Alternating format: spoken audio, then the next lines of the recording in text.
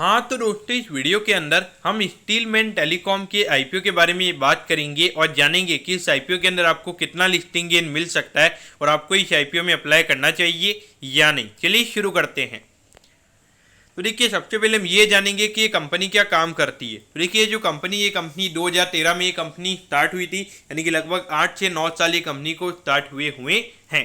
तो देखिए, ये जो कंपनी है, जो भी टेलीकॉम इंडस्ट्री के अंदर जो भी सर्विसेज की रिक्वायरमेंट होती है, यानी कि नेटवर्क लगाने का, फिर उसके अलावा जो वहाँ पे रेडियो फ्रिक्वेंसी सर्विसेज होती है, फिर उसके अलावा जो टेलीकॉम को मेंटेन करने की जो सर्विसेज होती है, वो ये कंपनी प्रोवाइड करवाने का काम करती है।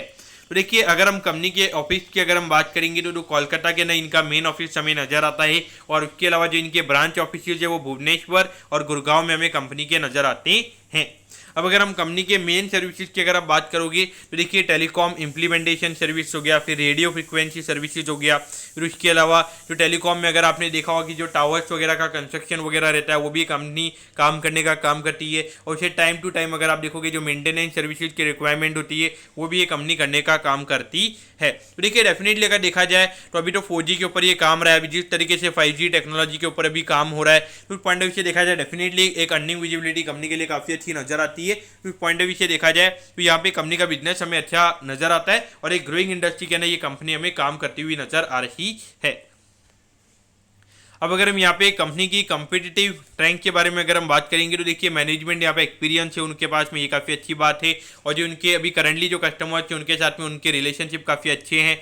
और अगर आप देखोगे तो टेलीकॉम की जो सपोर्ट सर्विसेज है उसके अंदर ये कंपनी काफ़ी अच्छी हमें नजर आती है। और इनके जो प्रोजेक्ट्स यानी कि कंपनी को जो भी ऑर्डर्स वगैरह मिले, तो अभी तक इन्होंने जितने भी इनके ऑर्डर्स हैं उन्होंने टाइमली पूरे किए हैं। तो देखिए, जब आपका ट्रैक रिकॉर्ड काफ़ी अच्छा होता है और अगर आप लगातार टाइम पे ऑर्डर्स कर रहे होते हैं, तो वहाँ पे जो प्राइवेट प्लेयर्स होते हैं, खास करके गवर्नमेंट के प्लेयर्स भी होते हैं, तो वहाँ पे वो आपके पास में आते हैं क्योंकि उन्हें टाइम पे काम पूरा करना होता है। लेकिन देखिए, गवर्नमेंट का यहाँ पे ज़्यादा इन्वॉल्वमेंट नहीं होना चाहिए, क्योंकि गवर्नमेंट का मोस्टली देखा गया है कि टाइम पे पैसा नहीं आता है, तो इन कंपनीज के लिए वो काफ़ी ज़्यादा प्रॉब्लमेटिक क्रिएट किया जाता है। लेकिन मेरे ख्याल से तो यहाँ पे भी अगर आप देखोगे ऑलमोस्ट ये प्राइवेट प्लेयर वाला सेगमेंट ही हमें नजर आता है। और अभी गवर्नमेंट को भी पता चल चुका है कि ये टेलीकॉम को हैंडल करना उनके बस का नहीं है, वो भी यहाँ पे अलग ही रहते हैं। यहाँ पर अगर आप देखोगे तो एक डुओपोली बिजनेस हमें ये नजर आ रहा है। उस पॉइंट ऑफ व्यू से देखा जाए तो वो डेफिनेटली ये अच्छी खासी हमें यहाँ पे कंपनी की स्ट्रेंथ यहाँ पे नजर आती है।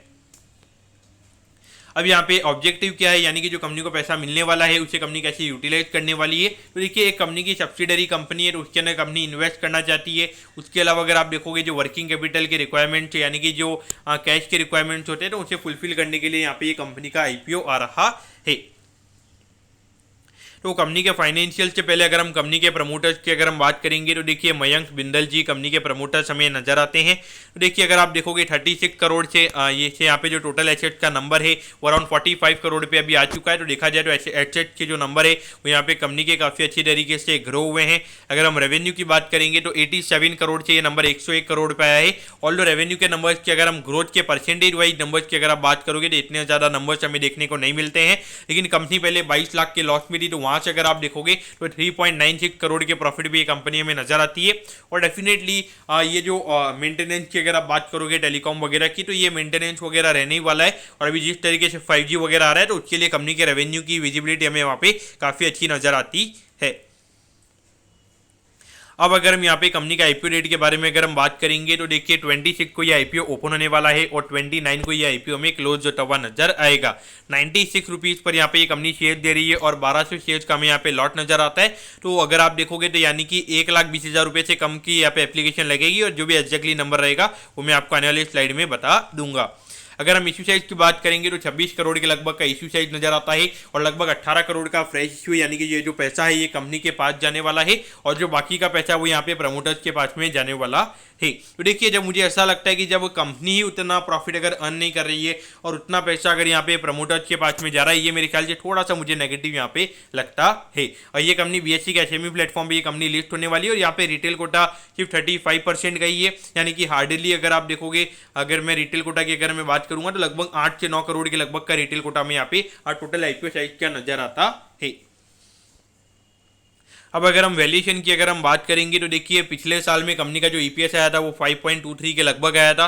पी रेशियो की अगर हम बात करेंगे तो 18 की पी रेशियो पे यहाँ पे ये कंपनी का आईपीओ आ रहा है। रिटर्न ऑन नेटवर्थ यानी कि जो रिटर्न ऑन इक्विटी के नंबर की अगर आप बात करोगे तो ये नंबर भी नॉर्मल है। एनएवी के नंबर की अगर आप बात करोगे तो 30 रुपये की एनएवी है और लगभग अगर आप देखोगे 96 रुपीज़ पे शेयर आ रहा है, यानी कि लगभग अगर आप देखोगे 3 टाइम्स के लगभग यहाँ पे ये कंपनी का आईपीओ आ रहा है। अगर हम पिछले 3 साल से अगर आप देखोगे लगातार कंपनी एग्रेसिवली अपने डेट को कम कर रही है, तो ये भी काफ़ी अच्छी बात है। तो धीरे धीरे अगर आप देखोगे अगर कंपनी का इंटरेस्ट एक्सपेंस अगर कम होगा तो वो भी कंपनी के नेट प्रॉफिट में आने वाले टाइम पे हमें ऐड होता हुआ नजर आएगा। अगर हम यहाँ पे आरओसी की बात करेंगे तो ये नंबर भी हमें काफ़ी अच्छा नजर आता है। लेकिन देखिए अभी जो कंपनी नया इक्विटी इश्यू कर रही है तो उसकी वजह से अगर आप देखोगे तो ओवरऑल जो कैपिटल है कंपनी की वो हमें बढ़ती हुई नजर आएगी। तो वहाँ पे आरओसी और आरओई के जो नंबर्स है अभी अगर कंपनी की प्रॉफिटेबिलिटी ज़्यादा ग्रो नहीं होती है तो वहाँ पे वो नंबर हमें गिरते हुए नजर आ सकते हैं। बाकी ऑल ओवर देखा जाए तो वैल्यूएशन के नंबर्स यहाँ पे हमें अंडर कंट्रोल नजर आते, कोई ज़्यादा ओवर वैल्यूएशन पे कंपनी के आईपीओ नहीं आ रहे हैं। तो देखिए एक लॉट को अप्लाई करने के लिए 1,15,200 रुपये लगेंगे। तो यहाँ पर आप रिटेल कैटेगरी के अंदर सिर्फ एक लॉट के लिए अप्लाई कर सकते हो और एक लॉट से ज़्यादा की एप्लीकेशन अगर आपको अप्लाई करनी है तो आपको HNI कोटा में एप्लीकेशन लगानी पड़ेगी।